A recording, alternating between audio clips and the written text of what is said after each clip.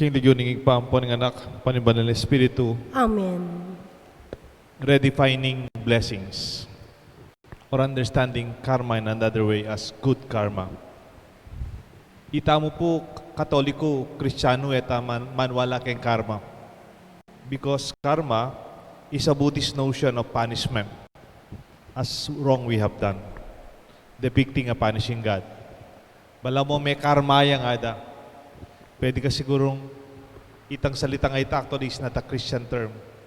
Pero kayong kapampangan, we have our way of understanding. Naman karma, pero magbalik mo kaya hindi, patan mo.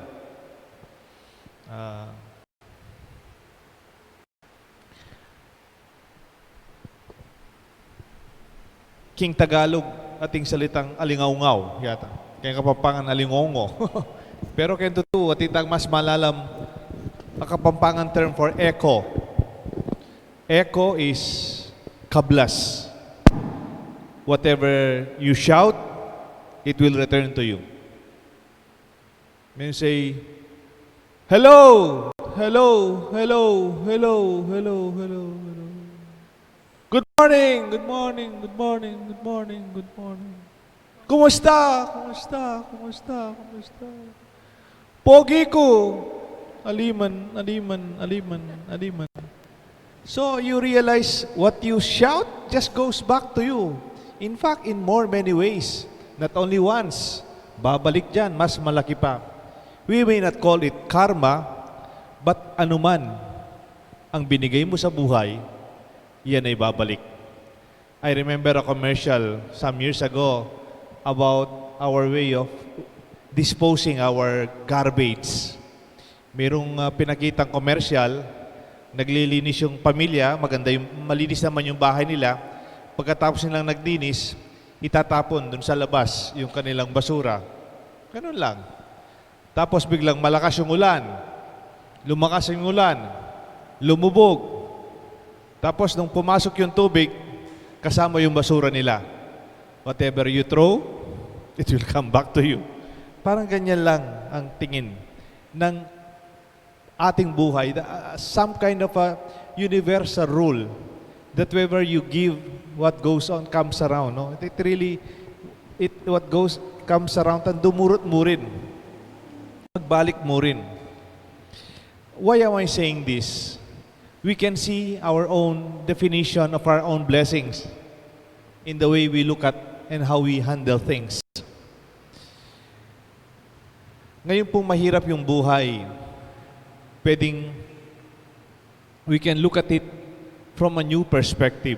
Not only as a perspective or attitude or pagtingin lang yan, it would spell the way you live your life. Sa mga nasa management, may tinatawag silang re-engineering. Re-engineering your business.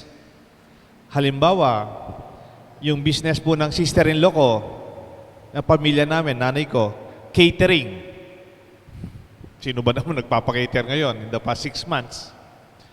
But as early as May, they already went to engineering, re-engineering the business.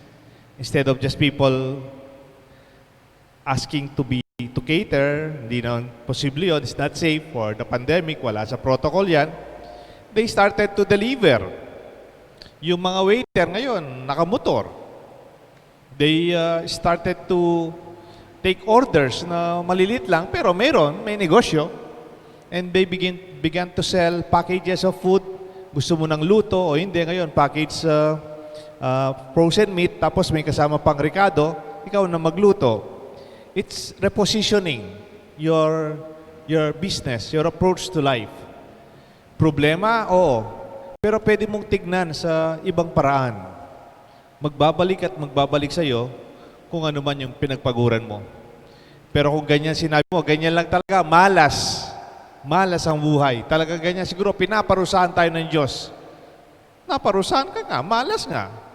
But when you see it as a way to take your initiative to see the situation as an opportunity to develop and adjust reposition and re-engineer the way you look at your way of doing things, blessed are you. Pwedeng mahirap yung buhay, pero makita mo itong paraan para maging malakas ang iyong mga anak. Meron po akong kilalang mga kabataan, dumaan sila sa mahirap, working students, tinulungan ng mga kamag-anak, ngayon, matagumpay. Sometimes, big houses that you see, ang laki naman ng bahay nila, swerte-swerte. No, it's not swerte-swerte. If you listen to their stories, ay, Father, kung marinig mo lang ang kwento namin, maiiyak ka kung paano kami nag-umpisa. It is how you look at it. Minsan po, nasa seminaryo pa po kami, college. Nung college po kami, siyempre medyo, pag wala kaming exam, o pagkatapos ng exam, o we have lighter days, kung minsan hindi alam ng mga directors namin, meron po kaming building noon sa college department sa philosophy. Siyempre, pag college ka, mga 18 years old, 19. Paggabi, wala kaming assignment the next day. Tapos na yung night prayers. Kung minsan, mainit po yung mga rooms namin. No? May rooms kami. Papanik kami doon sa may bubungan. Maganda naman po yung bubong ng seminary namin kasi it's made of clay. Parang hindi naman mainit. Parang maganda po yung roof niya. So, kung minsan, nasa bubong kami ng seminary, nakahiga po kami ganon. No, nakahiga kami. Kwento-kwento. And then, we looked at the stars. No? Nakatingin kami. If you look at the stars, if you look at them, they will never change. They are there from 1,000 light years.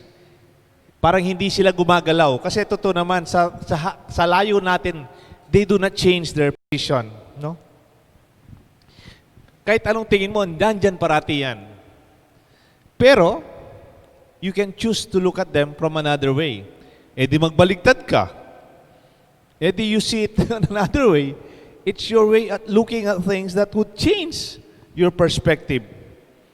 It is a way at looking at poverty, pain, hunger, and even when you are maltreated or when people hate you because of me, Jesus said, blessed are you. Do you see now how Jesus re-engineered or redefined poverty? Because he himself was poor. How he understood hunger? Because he himself siguro nakikikain lang si Jesus at madalas. At alam niya sigurong kahulugan ng magutom. He also understood maybe the experience of pain, of crying, weeping in pain for others, and even the reality of being persecuted. And yet, he defined it blessed. Sometimes when we talk about blessing, mama sa loto, blessing, nagpagawa ng bahay, blessing, gumaraduate, blessing siguro, nakapag-abroad, nakapamasyal, yeah, blessing. But how did this happen? Maybe, kaya nakapagpagawa ng bahay because for many years, nasa malit silang bahay. O siguro, gumraduate siya kasi for many years, nag-aral siya. Those are difficult days. Those are crying days. Naalala ko po, nung pari na ako, I was already ordained, I was assigned in the social action, pinadala pa po ako mag-aaral noon. I studied another course. Alam niyo po, ang hirap ng ginawa namin yun kasi yung boss ko, si Father Ed Panlilio noon, nagpunta ng Spain. Parang meron siyang ginawang project doon and may mission sila doon. And ako po yung assistant niya. Nag-aaral po ako sa Manila and then I have to go to Pampanga after our classes around 8 o'clock in the evening. Tapos tindi-tindi ng traffic, ginagawa po yung MRT. I would already arrive at Pampanga almost midnight. And then gagawin ko po yung papers ng opisina, papirma. Tapos I leave 4 o'clock in the morning para po makahabol ako doon sa alas 8 klase namin every day. You know, I was crying. Sabi ko, at libang ko pa yun, pari na ako. And I realized, looking back, I hope it just made me focused and not afraid of any pressure in my life. There will be better days ahead. Ganyan talagang buhay. It's like an echo. Parang alingaw-ngaw. Bala mo kablas siya. Nung naning binye mo, yung panauning masakit, balika na kang, naman siguro swerte. Itang mas masanting. Kuminsan ang salitang ganti. Pag sinasabi mo yung ganti, parang masama, di ba? Gagantihan kita. Parang ganti. It's already negative for us.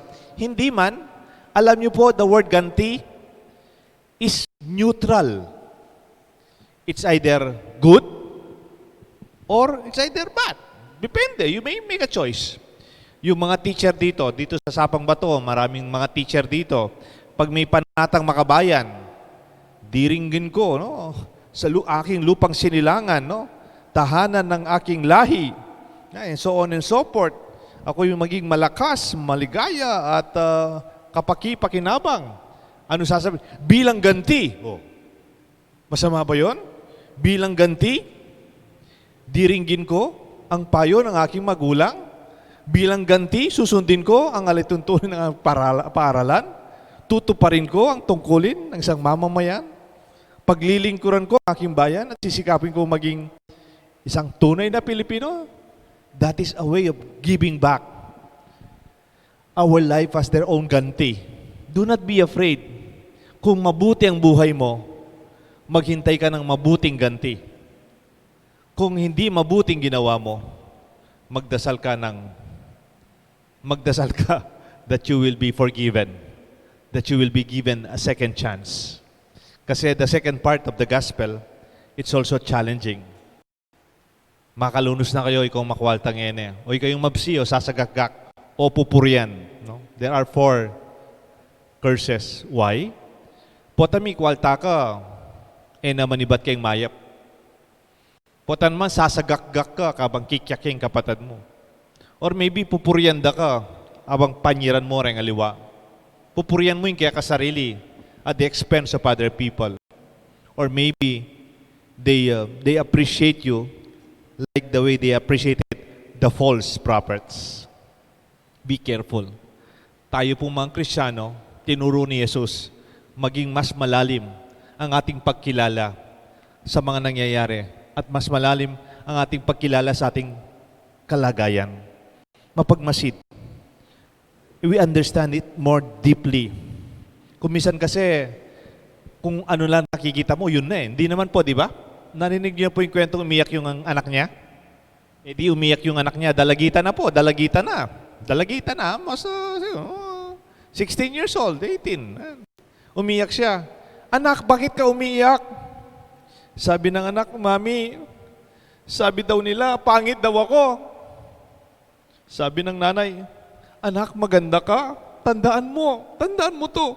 Ang kagandahan, nasa kalooban. Kaya anak, huwag kang lalabas. Beauty is from the inside. Dito ka lang sa bahay. Biro lang po yan. Miras ko po ka rin eh. Pero it's a way of saying, sa kalooban ng tao, ang kabutihan. Yes, nakikita sa labas. Yes. Kahit sa kalooban, mas marami pang kaligayahan. Kaya nga po, we express our experience of blessings. Pwede po kayang mamaya, bibigyan ko kayo ng assignment. Di ba, may Christmas song, kasi nakikita ko na, naririnig ko na si Jose Marichan eh. We count our blessings before we sleep. Pwede kayang masabi natin, tayo ay mapalad. Tayo ay pinagpala sa mga dinaanan nating hindi naman masaya, pero naging mas malakas tayo. Mabigat, mahirap, pero nakayanan natin. Pwede ring nasaktan tayo sa nang sasabi ng tao, pero alam natin ang katotohanan at maging malaya tayo.